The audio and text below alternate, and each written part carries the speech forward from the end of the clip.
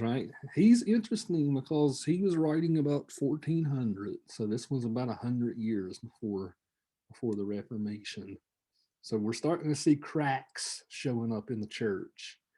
You guys know that this was the time where the Inquisition was happening, right? So the church was going around calling people, calling out heresy and things like this, right? Killing, the church was killing people for just baseless accusations a lot of the time.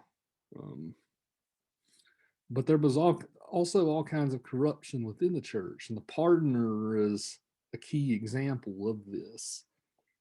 You know, so what pardoners did was they duped people, right? They were money makers for the church, so they sold trinkets to like common people. They said that these trinkets were objects that existed during Christ's lifetime, right? So they'd be like, well, this is Jesus's, this was a like Jesus's belt or something, right? And then they would like sell it, and people would buy it. And people bought it because they thought that it would be a free ticket to heaven, right? You know, you wouldn't have to worry about, am I going to heaven or not, or maybe if you acted badly, right? The trinket would give you a free pass, even if you had a lot of sin on your plate. So that was the main reason why these pardoners existed, right? They literally means what it means. They were pardoners, right, of sins. You could buy your way out of your sin to get a free ticket to heaven.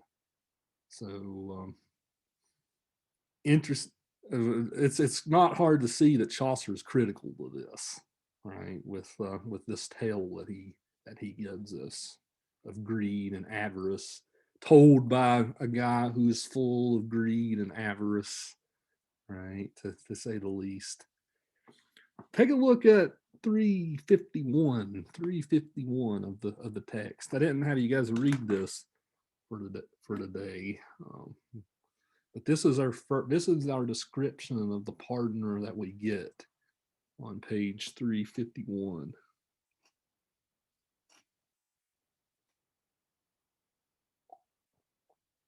So we'll in this passage, I will. This is one of the few times in this text we get regular English as well as Middle English. It says the pardoner's seller's hair was yellow as wax and sleekly hanging like a hank of flax. In meager clusters hung what hair he had. Over his shoulders a few strands were spread, but they lay thin in rats' tails one by one. As for a hood for comfort, he wore none, for it was stowed away in his knapsack. Save for a cap, he rode with head all bare, hair loose. He thought it was the Dernier Cree. He had big bulging eyes, just like a hare. He'd sewn a Veronica on his cap. His knapsack lay before him on his lap, chock full of pardons, all come hot from Rome. His voice was like a goat's, plaintive and thin. He had no beard, nor was he like to have. Smooth was his face, as if he had just shaved. I took him for a gelding or a mare. As for his trade from Berwick down the Wear, you'd not find such another pardon seller. For in his bag he had a pillowcase which had been, so he said, Our Lady's veil. He said he had a snippet of the sail St. Peter had. That time he walked upon the sea, and Jesus Christ caught hold of him. And he had a brass cross set with pebble stones, and a glass reliquary of pig's bones. But with those relics, when he came upon some poor up country priest or backwoods person, in just one day he'd pick up far more money than any parish priest was like to see in 2 whole months. With double talk and tricks, he made the people and the priest his dupes. But to speak truth and do the fellow justice in church, he made a splendid ecclesiastic. He'd read a lesson or saint's history. Best of all, he sang the offering, for knowing well that when that hymn was sung, he'd have to preach and polish smooth his tongue to raise, as only he knew how the word. The louder and the merrier he would sing. So, interesting description of this guy here, right? Chaucer Chaucer, the narrator of the general prologue, lays it out completely, like what this guy does. Often it's been that line about whether he's a gelding or a mare. That's an interesting line to talk about with sexuality, because Chaucer is perhaps insinuating that the partner's gay here, right? So, you know, he's very effeminate, right? He doesn't have a beard, right? So that it's all. I've done papers on. I've actually written papers on this in the past. Scholars do insinuate that this is part of his character, right? Part of his moral failings, right? Again, they wouldn't have perceived that as a sexual identity or whatever at the time, but they would have perceived it as a moral failure, right? That's how they would have perceived such a thing. Could have it not been hinting towards like castration too, maybe? Right. That he had lost, like he's a coward, because a lot of people put those two together. Yeah, castration, right? Could also mean that he's literally a eunuch, right? With castration, right? So yeah, well, that's part of his character here, right? So what did you guys make of this character, the pardoner? Not talking about his tale necessarily, but his character in general. What did you guys make of this? I mean, he's just your typical snake oil salesman. I mean, I like his character. Right. Yeah, I agree. He's just a raging hypocrite, At first he says, I have to go drink before I tell you. And then when he goes to drink, he's like, oh, alcohol is terrible. It's the destruction of everybody. It's just reminds me a lot of some Christians today. I don't want to generalize, just some. Yeah, he's for sure mocking what a lot of people like to call three-quarter Christians. Right. You know what I mean? Like he's telling you what you shouldn't do while he's doing it himself. It's the hypocrisy is unsurpassed. It's hilarious. He won't. He even admits it, right? He's like, I'm full of it, right? I'm evil, right? Yeah, that's what makes it so cool. Well, not cool, like you know what I mean. The story's cool. He's like, I'm this way myself, so that makes me more qualified to tell the tale, right? Which I think is interesting. It's not a morally righteous person telling this tale. It's somebody who is full of sin, per se. Other thoughts on this guy, the pardoner? I thought it was interesting how his story was about money and how it leads to like destruction pretty much, and like he's taken people's money and like it's leading to his own destruction pretty much. So I thought that was interesting. Right, the tale is laced in irony, right? Just to say the least here. Well, didn't you write about that today, Dale? You said something. You said something to the effect that he said he made a joke within a sentence, right? Saying that an irony. Yeah, he was. Are you referring when I said he was condemning, like using the Lord's name in vain? Yeah. And he followed that up by directly doing just that. Yeah. Yeah. And don't take the Lord's name by God, right? That's he listed several examples of that too. And then he did a play on words, but he still used it the way he had been describing in great detail not to. And then in the end, like all this was, it was doesn't the host just tell him to shut up and then they just continue on to Canterbury? Pretty much. Remember too, the partner interrupted the wife of Bath too during the at the beginning of the wife of Bath's tale. Was that the interlude? Yeah, the interlude, right? So yeah, she kind of puts him in his place right there, if you remember. So that's what the whole thing does. The whole structure in the Canterbury Tales, these characters just bounce back and forth off of each other, and all of this type of stuff. It's really a pity that he never finished it with all of his characters. Yeah, like I said, the more we advance, the greater my appreciation for it all. Like, it's a really neat universe that he's created here. Yeah, and like you said, it's sad it wasn't finished. Right, the Chaucer cinematic universe here, right? I found Go ahead, Nicole. I found it really interesting that the author chose to, use that cynical humor for, someone that would be considered a clergyman that back then most commoners would have really respected. Well, I don't know. After reading this, it makes me question if they really would have been respected like that, or if people were not as gullible as they seemed. Speaking of gullible, what about the guy in the Miller's Tale? Holy crap! Yeah, the poor carpenter in the Miller's Tale. Sorry, I didn't mean to jump to that. As soon as she said gullible, I immediately went to that.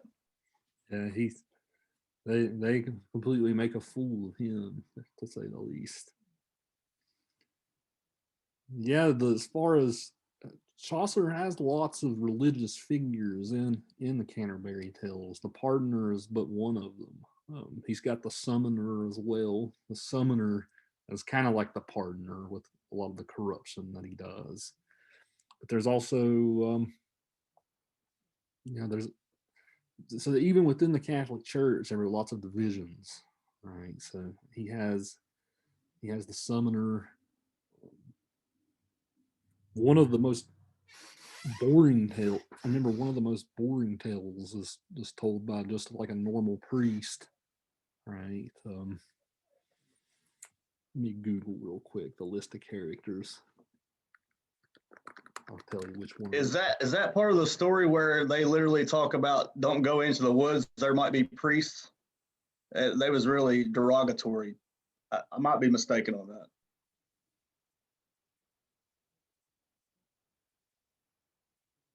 Let me see here. Yeah, there's a monk. There's a monk within the Canterbury Tales, as well as a parson. The parson is who I was thinking of. It's yes. I'm not sure which story it is you're referring to there, Dale. But I do remember the Parson's Tale was super long, right? He even like goes into like lots of theology. The parson was Chaucer's ideal Christian, right? Within the tale. It's not often put in textbooks like this, just because it's just not very readable, right? As far as its approachability goes. You would have to take like a 400 level course on Chaucer to read that one in a class like this. Yeah, as far as all the tales go, I haven't read them all myself. Yeah, there's a few. There's also a nun in the Canterbury Tales as well. The nun and the nun's priest. So lots of depict representations of medieval Catholic Christianity within the poem.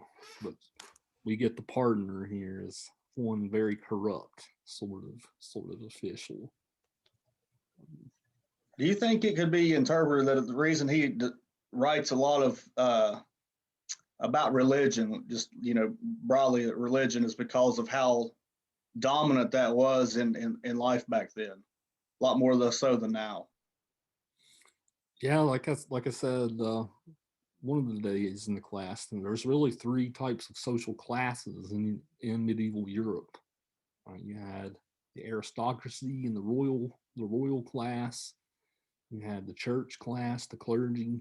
You had the peasants, right? So those were the three dominant pillars of life, social structures, right? So even within the clergy, you had all these different types, right? Some of them made profits and were rich, right? Some of them, like the parson, were poor, right, and lived like the Christian, the vow of poverty and all this stuff, right? So it definitely was a key component of life in this time period. It always has been, but especially then.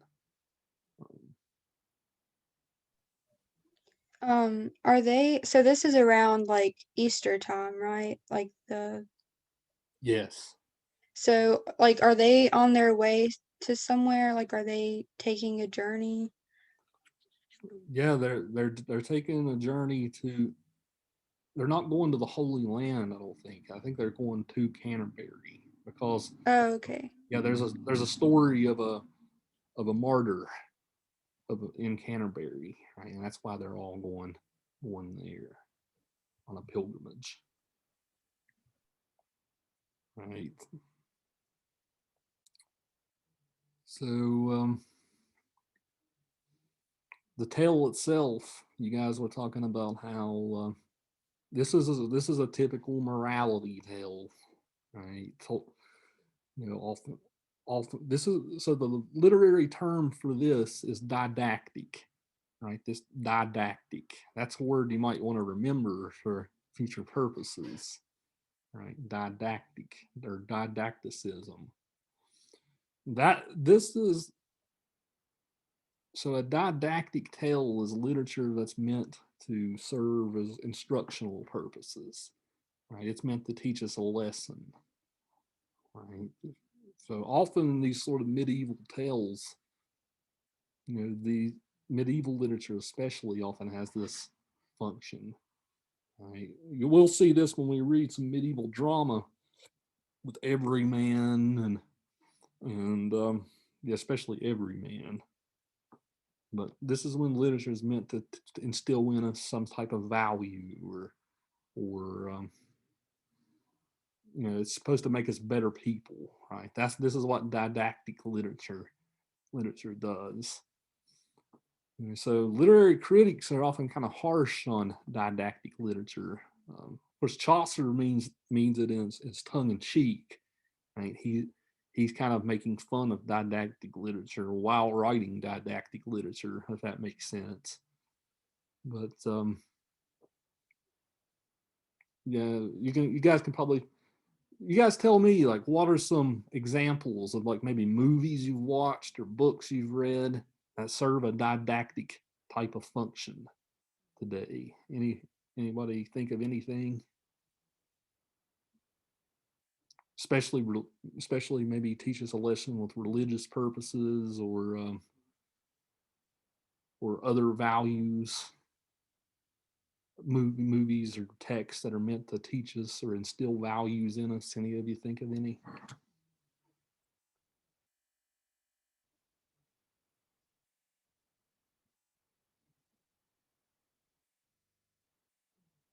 Crickets. Come on, guys. You guys can surely think of some.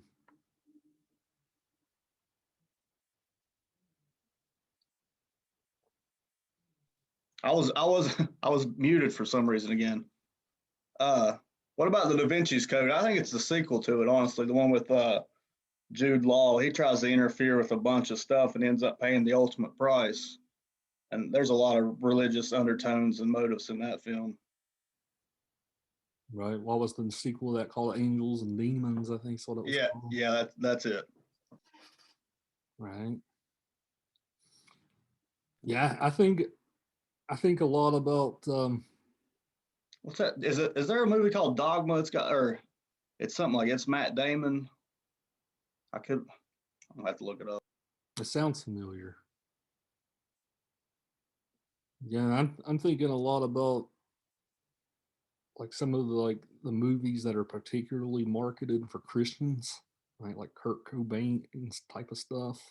Or Kurt Cameron, not Kurt Cobain, Jesus, Jeff. Kurt Cameron, right? It's Kurt Cameron, right? A lot of his movies are very didactic in nature.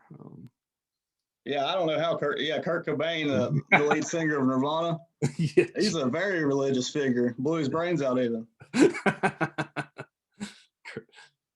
Yes. Yeah. So I don't know. Did any of you guys see that movie, God's Not Dead?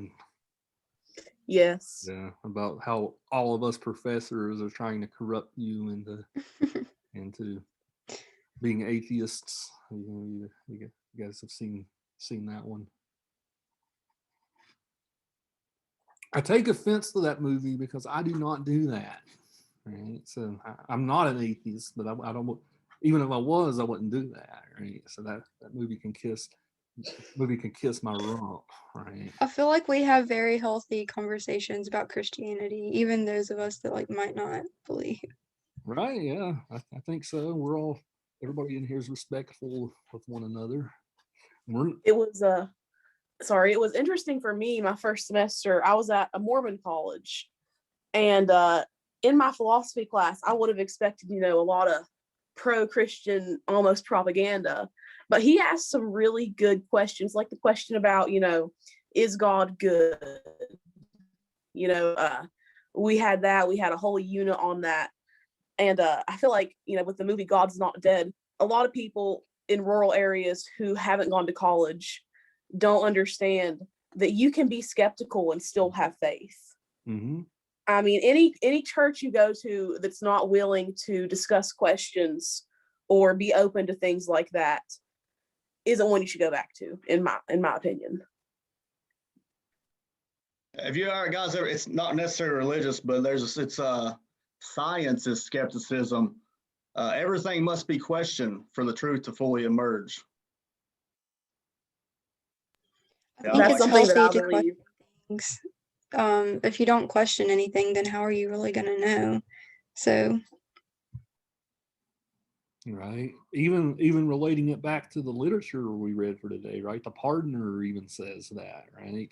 He dupes people who have full faith, right, without questioning it at all. That's how, if you don't question it, that's how people like the pardoner come to be.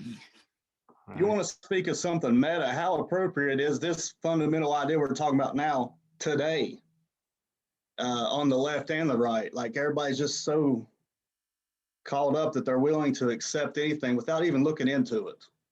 And social media is a big part of that. I won't go down this rabbit hole because I could talk on length, but yes, we all need to do our due diligence and investigate and reason and not fall prey to the susceptibility of being a simpleton, honestly. Like the belief that you can't criticize something just because you're partially in support of it.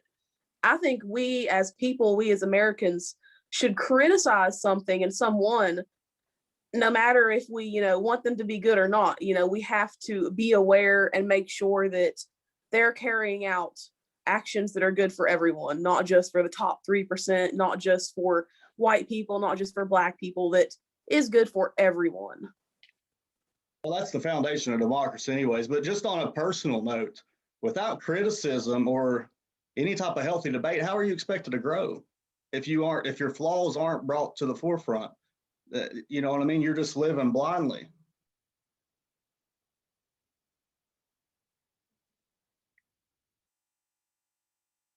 Right. So you guys are all pointing out skepticism is healthy, right? In many ways. Maybe again it's the middle way, right? You don't want to be too skeptical sometimes, right? But a healthy dose is always a good thing. Chaucer. I don't know if you all guys are familiar with people that actually get paid to be full-time skeptics. Now that sounds exhausting to me. That crosses the line. Yes, skepticism's a philosophy that goes all the way back to ancient Rome, right? We owe it to the ancient Romans for inventing, this idea of skepticism. The great Roman skeptic's name was Sextus Empiricus. If you guys are interested in reading some of his works, he's the one who invented this concept of classical skepticism. Yeah, I was thinking of Seneca, but I think he created Stoicism. Yeah, those were the two. There really are three great Roman philosophies: Stoicism, Marcus Aurelius within Stoicism too, I'm reading that book right now. That's why I was familiar with it. right? Skepticism as well as the Epicureans, right? The Epicureans are the exact opposite of the skeptics, or the Stoics, I meant. And they believe we should live life full of pleasures, right? Yeah, that Marcus Aurelius book, that Meditations, every one of his proverbs are basically accepting death. I don't know if you're familiar with it, but There's a really good documentary on Netflix about Marcus Aurelius, by the way, the Roman emperors documentary they have on there. It's more about his son, but it talks about him a lot too. So I would recommend that if you haven't seen it. is his son Commodus? Commodus, yeah. Yeah, he was a disaster of an emperor. Famously portrayed by the great Joaquin Phoenix. Yep. And Gladiator, yep. So yeah. So do you guys think, talking about the didactic literature then, do you guys think that the purpose, that the function was told? Do you guys think that, did you guys come out of this thinking, yep, greed is the root of all evil? It changed my life. I found the meaning of life in it. Right. You're forever changed. You'll be thinking about the story on your deathbed, right? After someone has poisoned you, right? I came out thinking, don't be as gullible as these people. Right. Yeah, it's a very cynical view of humanity too here, right? We all exist to stab each other in the back, right?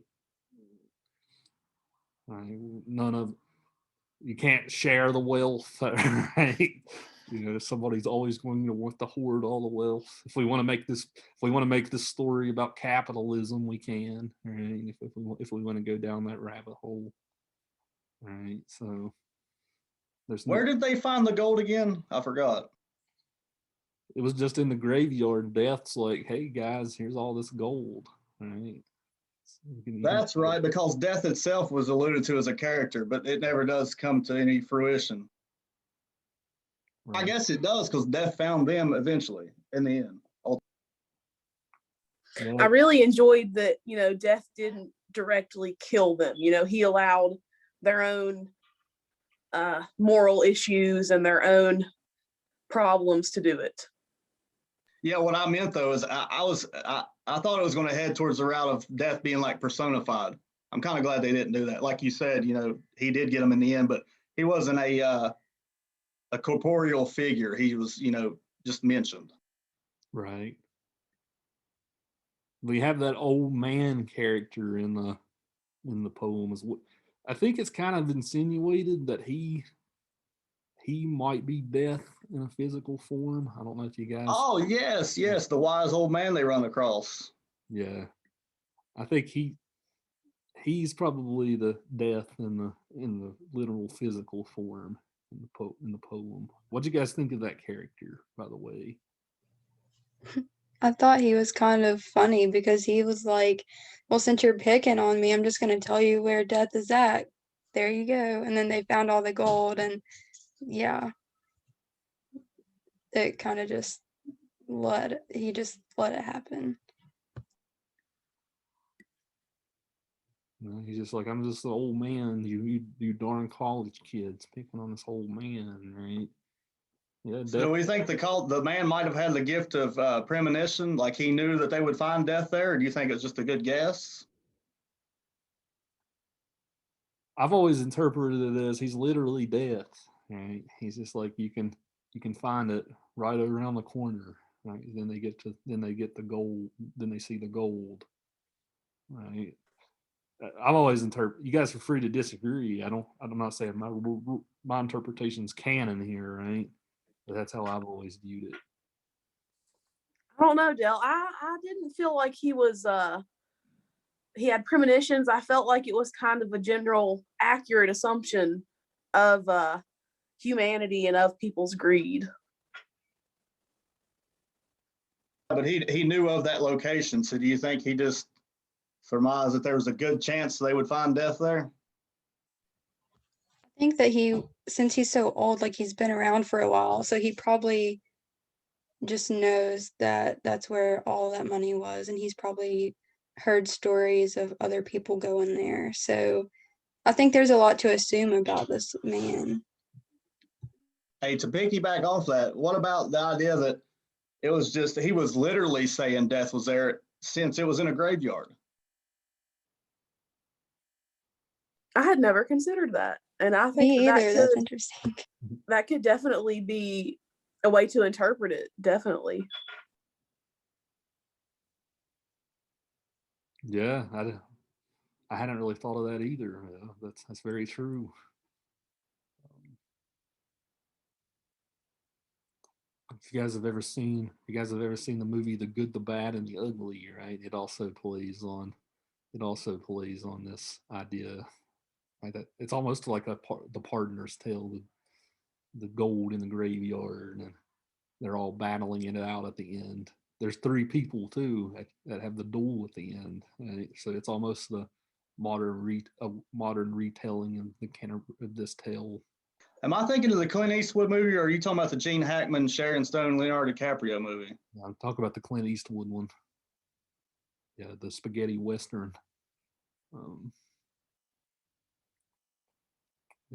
Great classic of American cinema. I'm actually thinking about changing one of the movies in my movie class where we watch that one instead. So Nicole, I'm thinking about it. I don't know if I will yet. Yeah, I watched that just not too long ago, probably about a year or so ago. Isn't that in a trilogy? Isn't there two more after that? That's the last one of the trilogy. Oh, gotcha. There's two before it. They're not connected in any way, other than Clint Eastwood. I've seen it a long time ago. Refresh my memory. It's about like it's set almost not Mexico, but like really southern, like west, in the west. Yeah, if it's not Mexico itself, it's New Mexico or Arizona, Texas, maybe even. Well, the backdrop in the movie is the Civil War. The Civil War is going on around them in the movie, but that's the whole plot of the movie. Like this guy who's dying literally says, "Okay, there's a fortune to be found. It's in this graveyard." So he tells two different things to two different characters, right? So but all the two characters, the ugly and the good, are both have to like rely on each other to actually get. He tells the Clint Eastwood who the grave is, but he tells Tuco where the graveyard is. So they both have to rely on each other to get there. And then the bad is just following them, right, hoping to take advantage. And then they all duel at the end. I never thought of it as the Partner's Tale before until I was talking aloud. I'm like, damn, it is. Hey, speaking of Clint Eastwood, I had to do a film critique about a year or so ago, and I did it on Gran Torino, another great Clint Eastwood movie. Yeah, I really like that movie as well. It kind of has less, I guess, a lot of Clint Eastwood movies, kind of like we was talking about, like asceticism and this didactic that you introduced me to. A lot of them elements in them too. Right. Dirty Harry is probably another example of that. Have you ever seen any of those? I have. He's a disgruntled detective. Mm-hmm.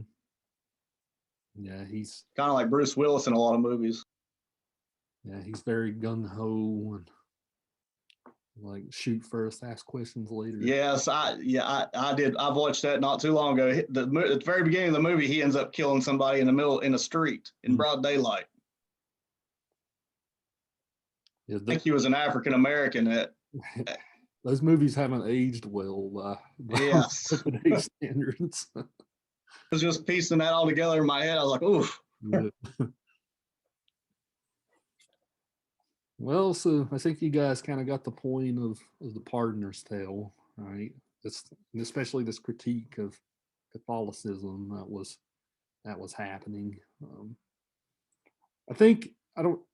I think before we close it out, I don't. I think it's fair to say like this is the one representation we do have in their text. So like I said, Chaucer was kind to other types of Christians, you know, within the Canterbury Tales. So it's not like he was like, screw those Christians, right? He was just very critical of a certain sect of them. Like just like it's like we talk about how there's some today who seem a little hypocritical sometimes, right?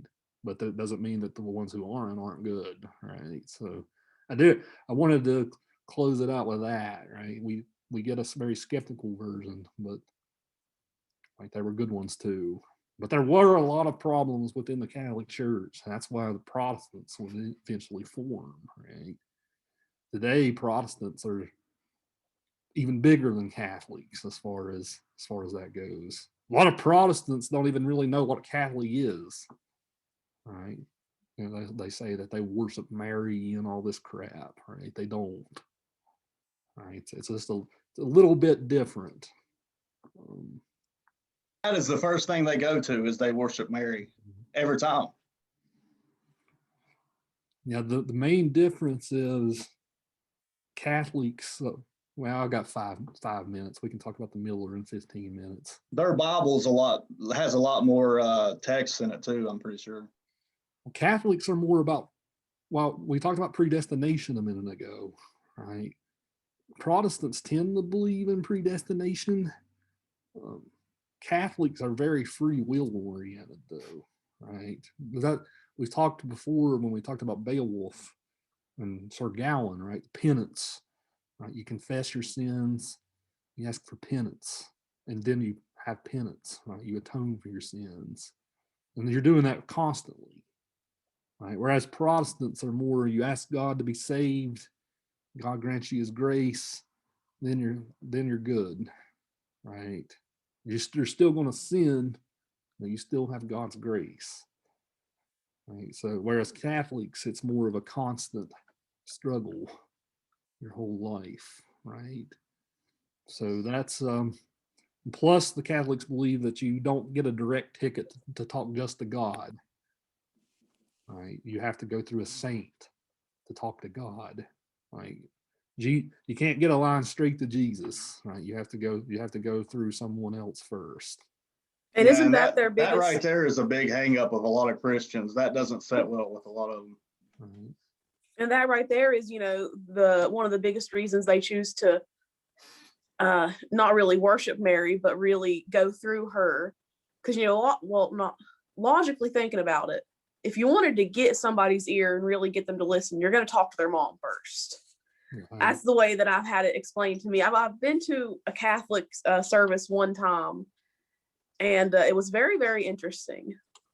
Are any of you in this class Catholic? Am I representing it fairly, you think? Anybody in here Catholic? Just point me to whichever one's the easiest, and I'll try that one. Protestants is much more simple than Catholic in many ways. I'm just jesting. I will say one thing that I find very endearing about Catholics specifically. You know, I think anyone who has faith in something and tries to be true to that is a very strong person. I respect that. But I find it very interesting that Catholics take a more active role in their salvation in a way. And they hold themselves a bit more accountable than others that I've seen, not wanting to generalize. Right. That the faith in general was much more, you have to be much more diligent. I would agree with that for sure. Yeah, if you hear anybody say that Catholics worship Mary, now you know better, right? They don't, right? So people just don't know that around here, just because there isn't many Catholic churches around here, right? So that's why people don't know. There's a Catholic church right down below the hill from me. Oh yeah, I live in Madison. right. Yeah, there's some in Beckley. But like once you get to some of the really backwoods places, like I don't even think there is one in Wyoming County. There's one in Mullins, but I don't know if it still does services or not. I think it might be closed. Really? The only one I've been to is in Welch. Yeah, and of course you guys know that there's often lots of anti-Catholic sentiment. Right? Protestants and Catholics have been battling each other for centuries, especially in England, right? England itself is usually Protestant, but Ireland is traditionally Catholic, right? And that's even part of their long-standing struggle with each other, over religion too. Yeah, that is a major part of the struggle between Ireland and England, in that conflict. So yeah, interesting stuff. I figured it was worth talking through it today, because after we get through with this stuff, the Reformation will have happened, right? So we kind of have to historicize and talk about it that. So as far as the Miller's Tale goes, segueing over into that, so I talked about the Pardoner's Tale's didactic. Here's another literary term for you, as you might need to know, that you will probably need to know for future purposes.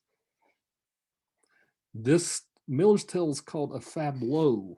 A fableau. You spell that Fabliau. Fableau. Okay. This was a traditional sort of French tale, right? It was meant to be, as I think it might have been you, Nicole, who might have wrote about this. This was a very lower class type of storytelling device, right? And it's meant to be bawdy, right? It's meant to be dirty and funny in this way. So yeah, this is a whole genre within itself. The Miller's Tale, right? A fableau. It's complete. The tale is told. It's the second tale told in the Canterbury Tales. It's told right after the Knight's Tale. The Knight's Tale is this really boring, aristocratical type tale, right? It's very rare professors have anybody read it just because it's really generic.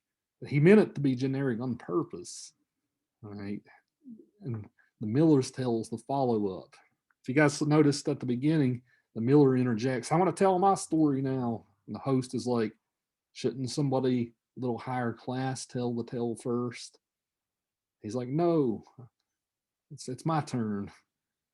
All right, so we go from almost the top of the great chain of being, the pecking order, almost to the bottom as far as classes within the span of two tales here.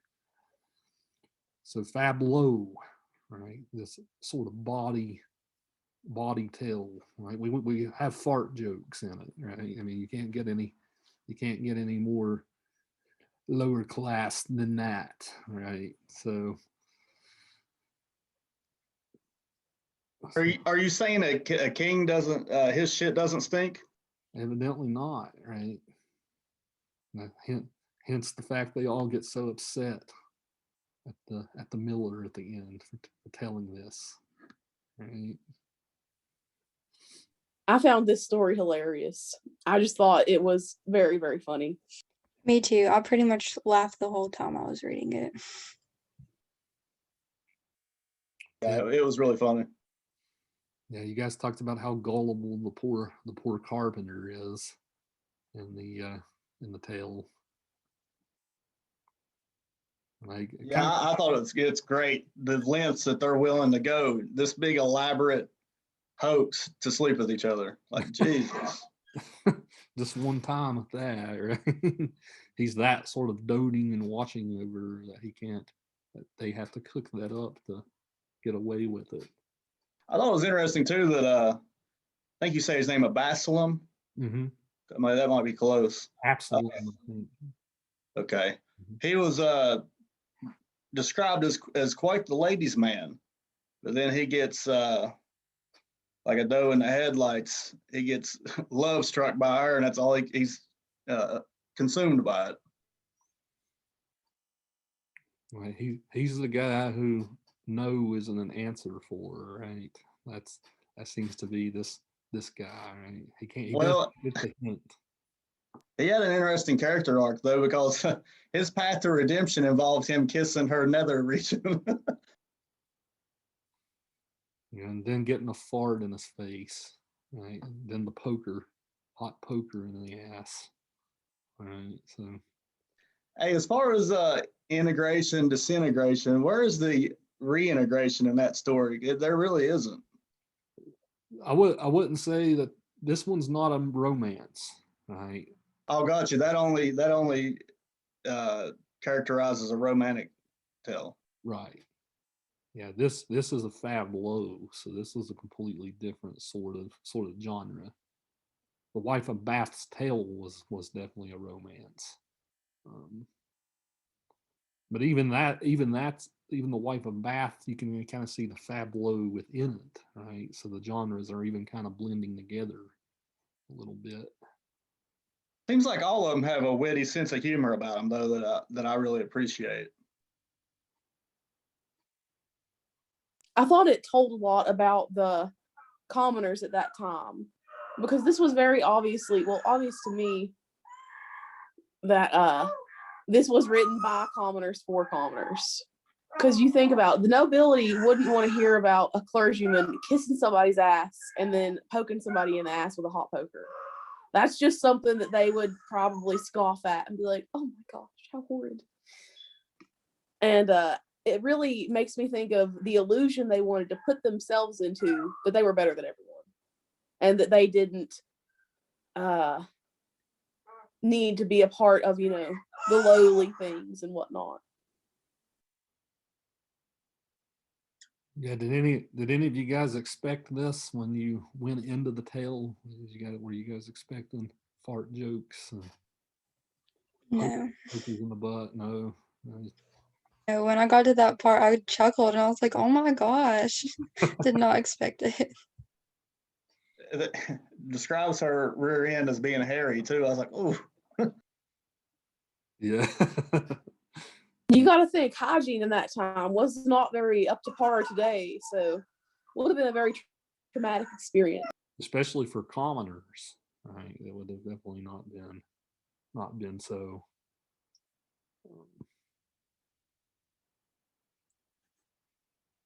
Yeah, actually, my brother actually told me. Nicole, you went to East, didn't you? You didn't go to. Did you go to East? Yeah, he went. Sadly, yes. Yeah, he went to West Side, and apparently, somebody English teacher taught this story to 12th graders or something. Like some I'd say it was probably Mr. Eames. Yeah, but at West Side, yeah, parents raised a fit. They said this story was too raunchy for their poor children. So, Well, in high school? yeah, in Wyoming County, they read the Miller's Tale, and they said it was too raunchy for these poor kids. They couldn't handle it. So, if those parents knew what we talked about on a day-to-day basis, they would have honestly probably took and had a heart attack right there. Right. Well, again, like we was talking about earlier, what they need to realize too is you need to educate yourself to be able to form any type of temperance around stuff like that. Or when you get to college or wherever you're going else in life, you're going to look kind of silly. Yeah, that is why I could not be a high school teacher, because that kind of stuff would drive me insane. Right. Having to deal with that. God bless the people who do deal with it. Right. That's all I know to say.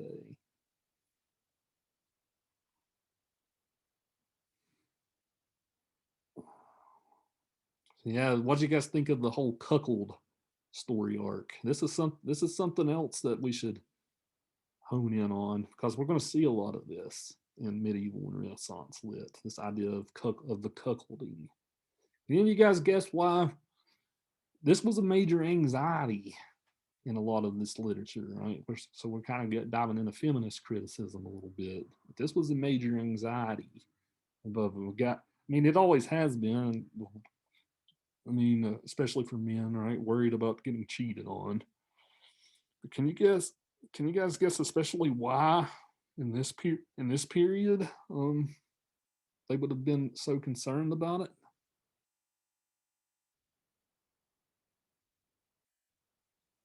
It's pretty simple, Oh yeah. I think it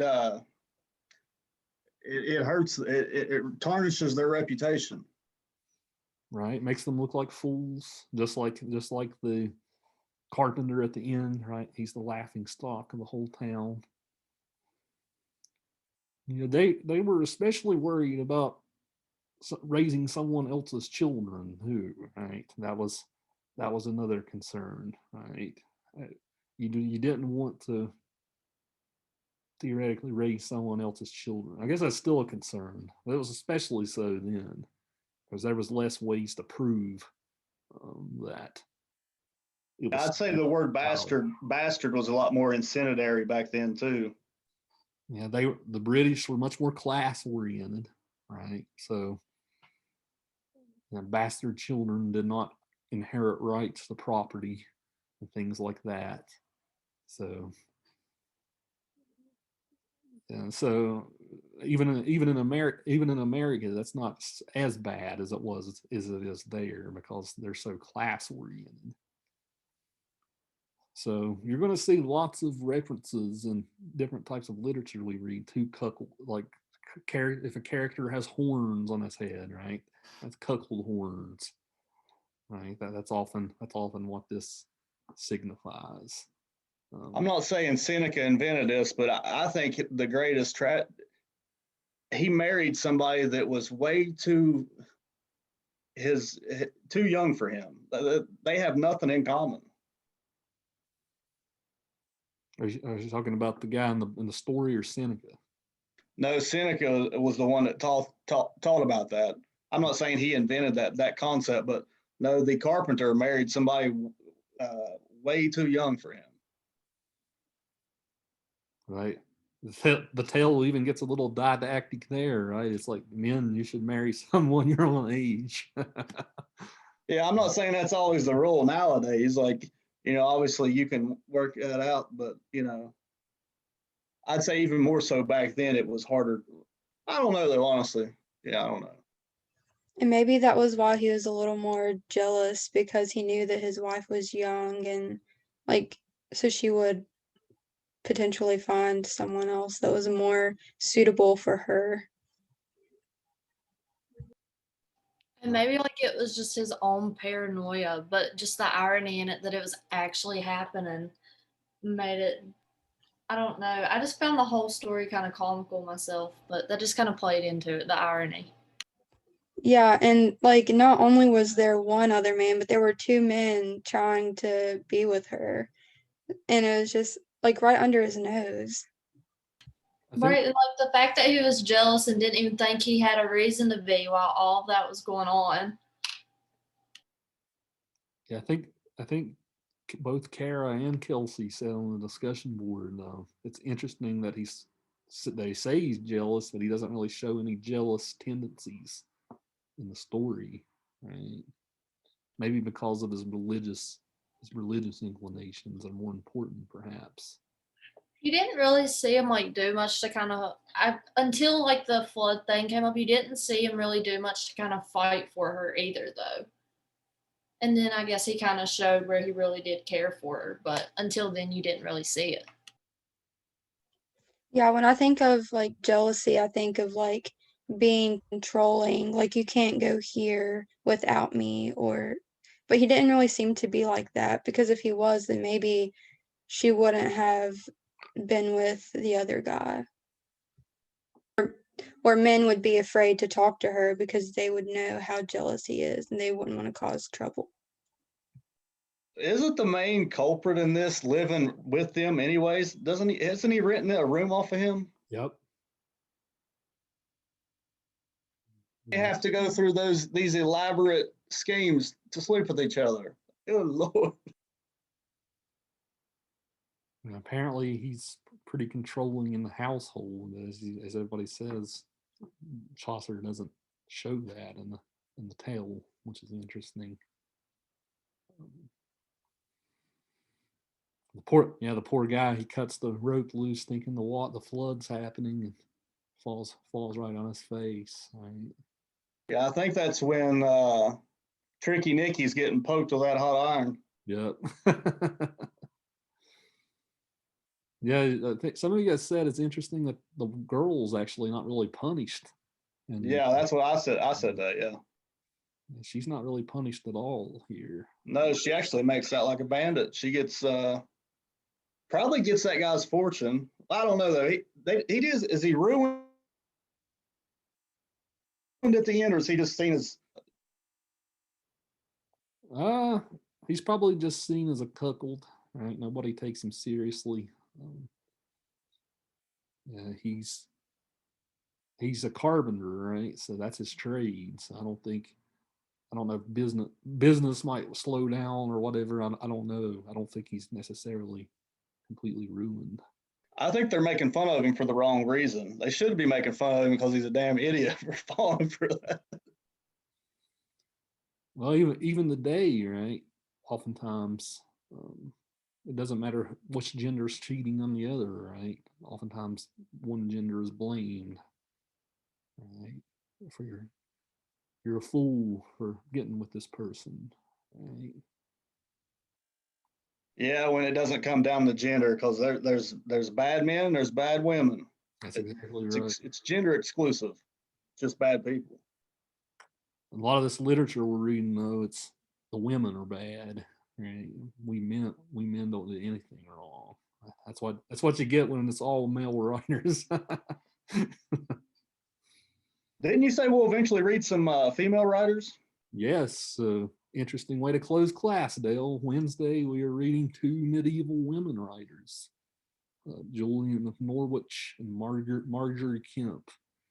We're going to be definitely talking about Christianity on Wednesday because these two women talk about their dreams of Jesus and stuff like this. This is pretty wild. This is just as you guys know, the stuff for Wednesday is pretty wild. It's pretty risque, right? So we will. I have no doubts that we shall have an interesting conversation on Wednesday about these two women. Are you saying this one couldn't be taught in high school? Probably not. Yeah, probably not. It would have. I'm sure it would offend. Right. Yeah. Again, I couldn't do it. So it shall be fun. Like I said, go into it with an open mind. It's pretty wild. That's my only lead in. I'll let you guys be surprised from there. Okay. Until Wednesday, guys. We'll see you later.